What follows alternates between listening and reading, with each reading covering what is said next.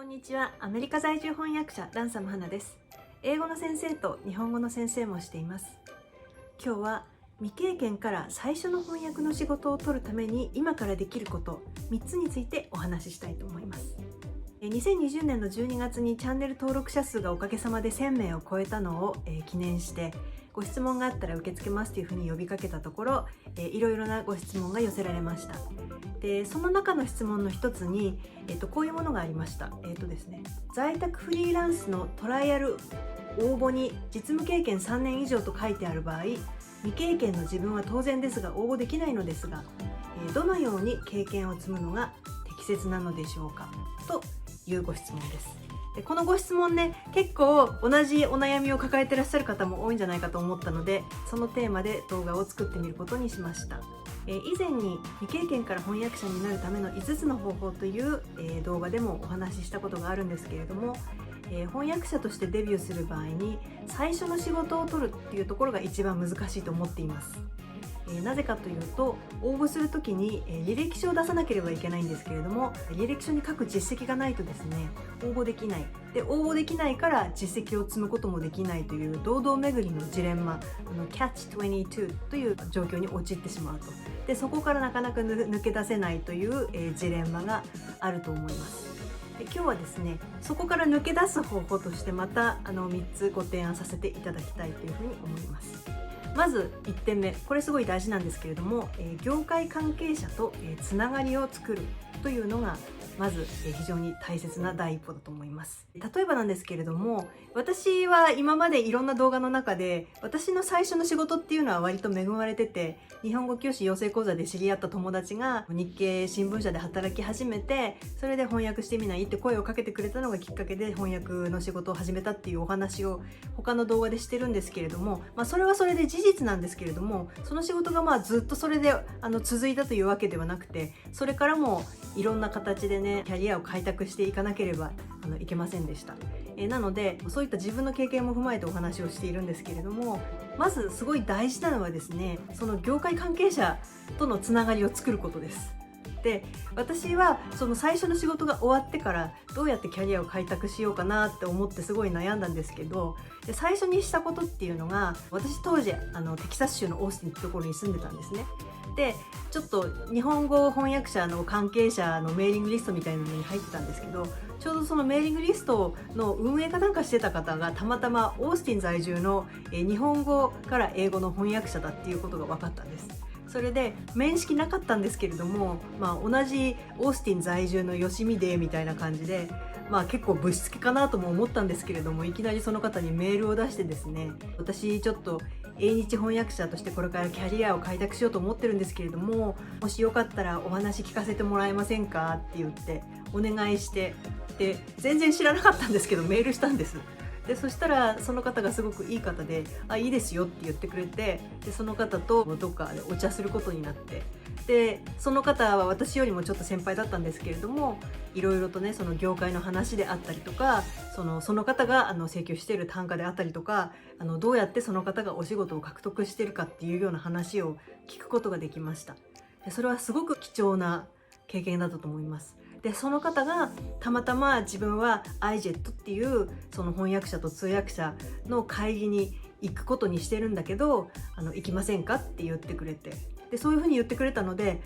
この先輩も行ってるんだったら行こうと思って、私はその学会にも行きました。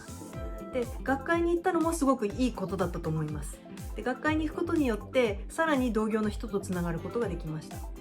でそしてさらに良かったのは、そのオースティン在住の先輩の方が、その方が取引がある翻訳会社に私のことを紹介してくれたんです。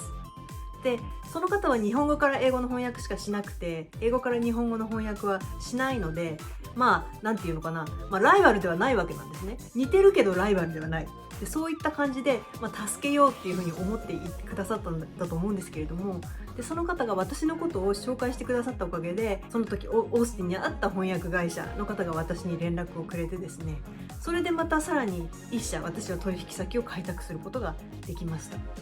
同じ同業者とつながるんでもやっぱりちょっとずれてる、全く同じところで仕事を狙ってると、競合みたいな感じにもなっちゃうかもしれないんですけれども、その方は日本語から英語で、私は英語から日本語っていうので、お互いに助け合うことができる関係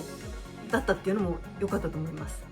なので、そういう意味でですね、同業者のつながり、でも同業者だけどちょっとずれてるみたいな人とつながっておくと、すごく情報交換する上でも喧嘩にならないし、いいのではないかなというふうに思います。よく在宅勤務のフリーランスっていうと、全然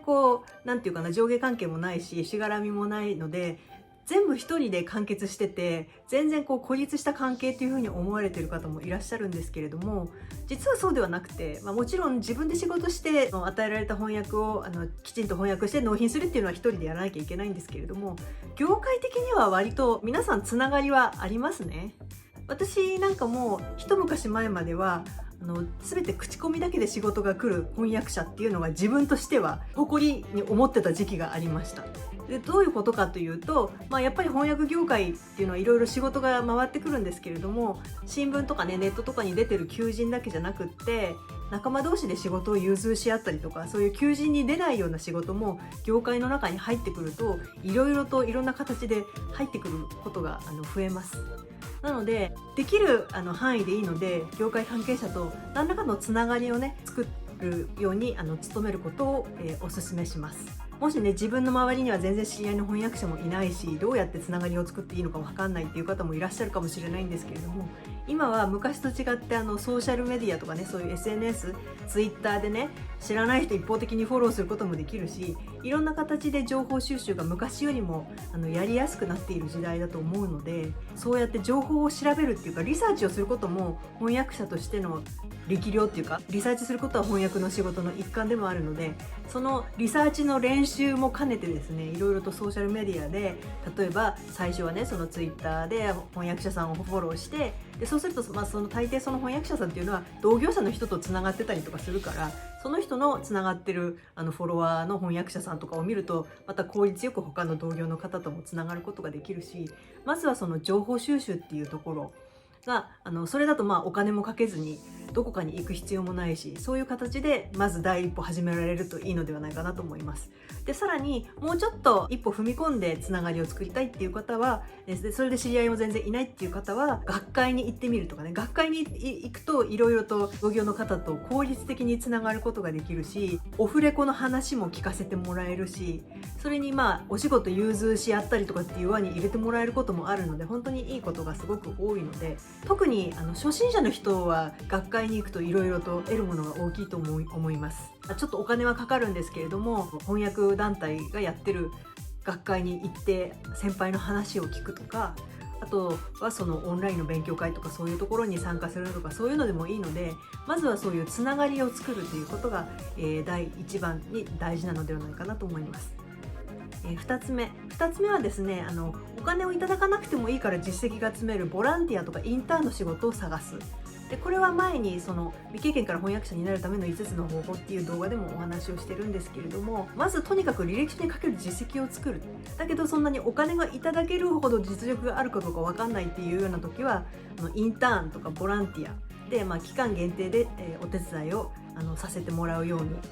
応募するという、方法があります。例えばですね、TED とかだと映像翻訳者になりたい方はね、TED とかでもボランティアを、募集していますし、今の私のランサム花 TV なんかも最近なんですけれども、アメリカ人、日本語を勉強中のアメリカ人の、学生さんに、私の動画の英語の字幕を、お願いするようになりました。インターンの学生さんに。それで今インターンの学生さんが2人やってくださってるんですけれども、その人たちも、そういう映像翻訳の経験を積むことができるし、ちょっとYouTube のお手伝いみたいな形で面白いと思ってくださっているようなので、お互いに私は字幕、英語の字幕、ちゃんと英語ネイティブの字幕が入ってるっていうので安心できるし、でその学生さんも経験を積んでそれを履歴書に書くということができるので、お互いに助け合うことができてとてもいいなっていうふうに思っています。3つ目はですね、もう自分で仕事を作って売り込むという方法があります。これは翻訳ではないんですけれども、私の例をお話しすると、私のホームページ、2020年の10月に一度リニューアルをしてるんですけれども、最初にホームページを立ち上げた時は、実はブログ作成とかそういうデザインで、食べていきたいんだけど実績を作りたいから花さんのホームページ作らせてもらえませんかって言ってくださった若い方がいらっしゃって、その方にお願いすることにしました。でそうすることによってですね、向こうは向こうで花先生のホームページを手掛けたっていうことをその履歴書に書けるし、で私は私でその方まだ駆け出しなので割と安いレートとかでお願いすることができたので、それもすごいお互いに助け合うことができた。なのでですね、そういう求人とか見てもなかなか良さそうな仕事したいようなのが見つからなかったら、もう自分で売り込んじゃって、私こういうことができるんですけれどもやらせてもらえませんかみたいな形で売り込むっていうのも一つの方法じゃないかなと思います。すぐにそういうマッチングできる関係が見つかるかどうかは分かんないんですけど、知り合いの人にね絶えず自分はこういう翻訳をやってみたいので、もし機会があったらお手伝いさせてくださいみたいなことをねもう絶えず言ってると、どこかでそれが伝わってじゃあちょっと手伝ってくれないっていうような話に結びつくこともあるので、そういった形でね工夫してクリエイティブに自分の強みっていうのを売り込むっていうのも一つの方法なのではないかなと思います。今回は未経験から最初の翻訳の仕事を取るための3つの方法についてお話ししました。翻訳を勉強していらっしゃる方の、少しでも参考にしていただけたら嬉しいです。